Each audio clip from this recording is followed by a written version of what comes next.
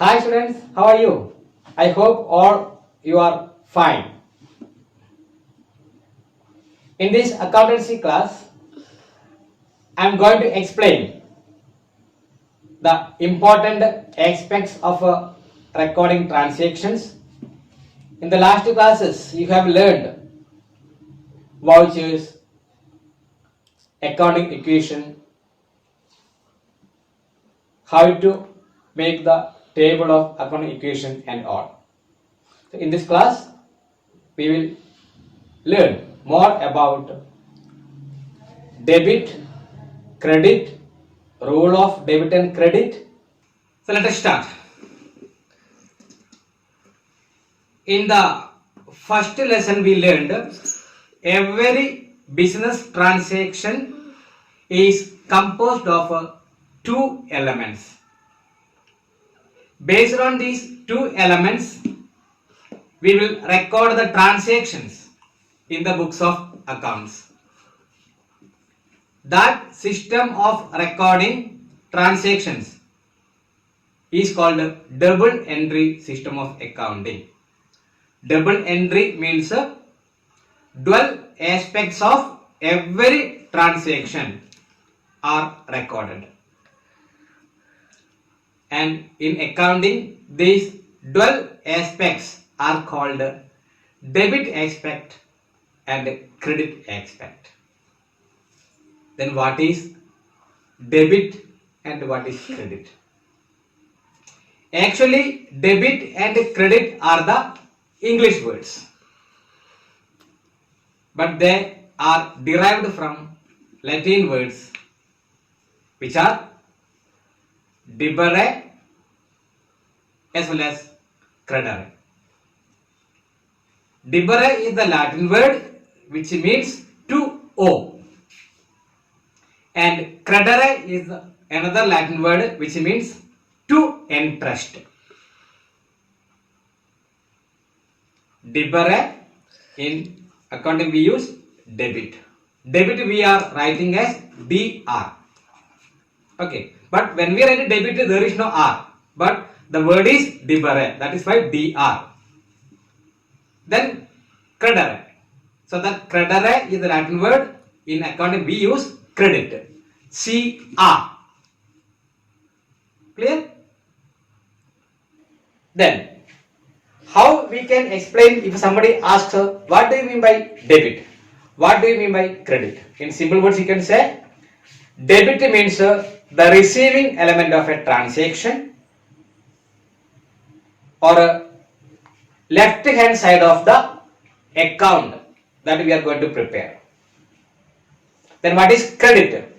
The giving element of a transaction or a right side of an account. Then what is account? Account is a device used for recording the effect of business transactions.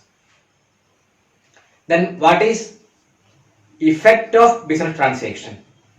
Whenever a transaction taken place, it will affect some elements. Example, when we pay salary, expense increases. When we pay salary, cash decreases. So that decrease or increase in the elements of a transaction we will record. So where we record?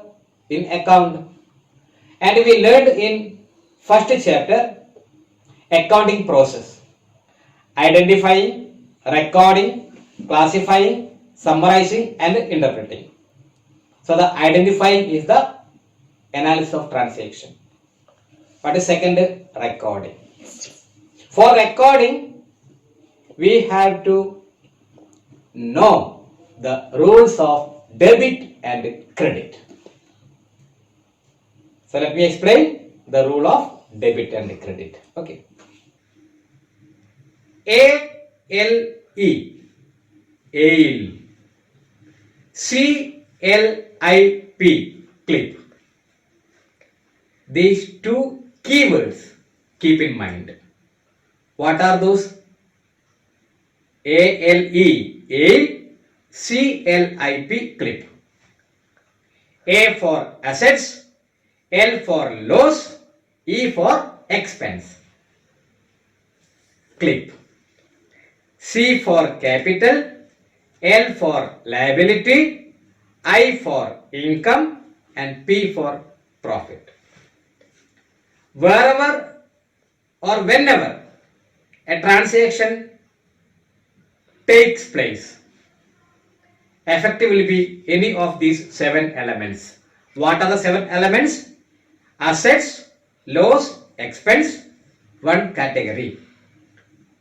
Capital, liability, income, profit, another category. A, clip, 7 elements. If you understood these 7 elements, listen the rule of debit and credit carefully. If the transaction causes increase in A, debit. Decrease in A, credit. Repeat again what I told. Increase in A, debit. Decrease in A, credit. Rule of clip. Actually, A and clip are opposite or opponents. Whatever A will do, the opposite will be done by clip. So, what is the rule of clip? Clip increases credit. Clip decreases debit. Repeating again. Clip increases credit. Clip decreases debit. Opposite of A. I am elaborating. Assets increases debit. Loss increases debit. Expense increases debit. Capital increases credit. Liability increases credit. Income increases credit. Profit increases credit. Assets decreases credit. Loss decreases credit. Expense decreases credit. Capital decreases debit. Liability decreases debit. Income decreases debit. Profit decreases debit. This is the rule of debit and credit. Clear all of you? Now we can discuss the rule of debit and credit with the examples. Before that, let me explain one more thing. Double entry system is the base for accounting equation. I think in the last class, accounting equation we have done in numerical, that is assets equals capital plus liabilities. Whenever we total the assets, the total will be equal to total of capital and liabilities. So accounting equation is also called balance sheet equation. Now come to the application of rule of debit and credit. Okay. Transaction number 1. Commenced business with cash. As per the accounting entity concept, we think from the side of business, not from owner side. Think from the side of business. So, commenced business with cash. What are the 2 elements? Capital, cash. Cash in A group because cash is assets. When the owner commenced the business with the cash of the business increases. Debit element is cash or cash account. When the owner brings capital into the business, capital increases. In clip, first letter C, C for capital, increases. Understood? So when capital increases, credit. So when we post-mortem any transaction, we will get a minimum two elements. And definitely these two elements are debit or credit. So first element debit and second element credit. Or first element may be credit, second element may be debit. Okay. So in this transaction, commenced business with the cash. Cash, assets, increases, debit. Capital, increases, credit. Second transaction, goods lost by fire. Two elements are. Try to find two elements. What are they? Yes. First element is stock.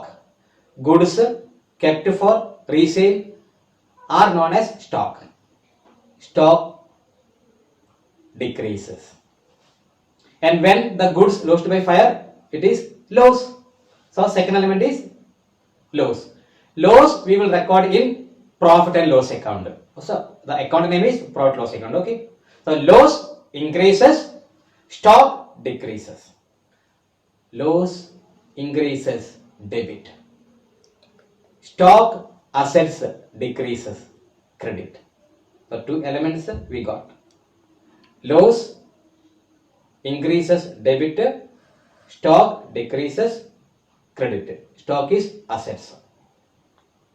Okay. So we discussed the assets, loss, capital.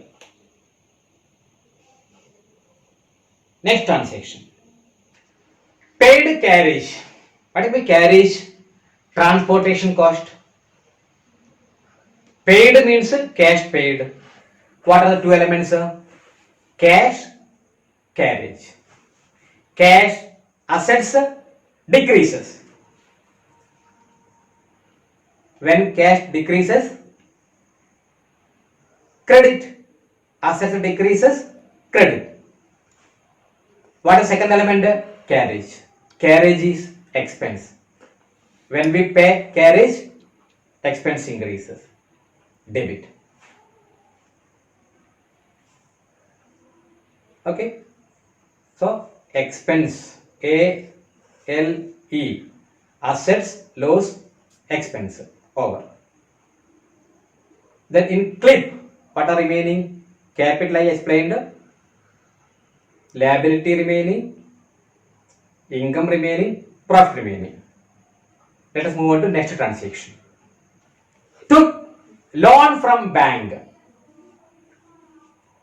When we take a loan from bank loan liability increases. And what we get? Cash. Cash also increases. Bank loan liability increases, credit element. Cash assets increases, debit element. So when we took a loan from bank, what is debit element? What is credit element? Cash is debit element, bank loan is credit element. Next transaction. Sold goods for cash. When we sell the goods, the accounts affected are sales and cash. Sales is income. When we sell the goods, our income means sales increases. Credit. And when we sell the goods, what we get? Cash. Cash assets increases, debit. So when we sell the goods, what is the transaction we call? Sold goods for cash. Elements are sales and cash. Sales, income, increases, credit. Cash, assets, increases, debit. Okay. Last transaction for analysis. Suppose if you have an investment in shares or any other bank, After some time, the value of the investment may increase or decrease. Okay, if you are having favorable time, your investment will increase. Market value of the share will increase. So, increase in the value of investment. Investment increases. Investment is assets. Then profit increases, because whenever the investment is increasing because of the market fluctuation, it is favorable to the business. Profit increases. Investment increases, asset increases, debit. At the same time, second element is profit. Profit increases. Credit. I think all the 7 elements I explained with examples. How to analyze the transaction and how to find debit and credit. Okay. And here I give notes and write the notes in your copybook. Okay. I hope you have understood debit, credit, rule of credit, double entry system, how to analyze the transaction, how to pick up debit element and credit element. Okay. The next class we will discuss how to record the transactions in the journal with the help of debit and credit rule. Till then, bye. Take care.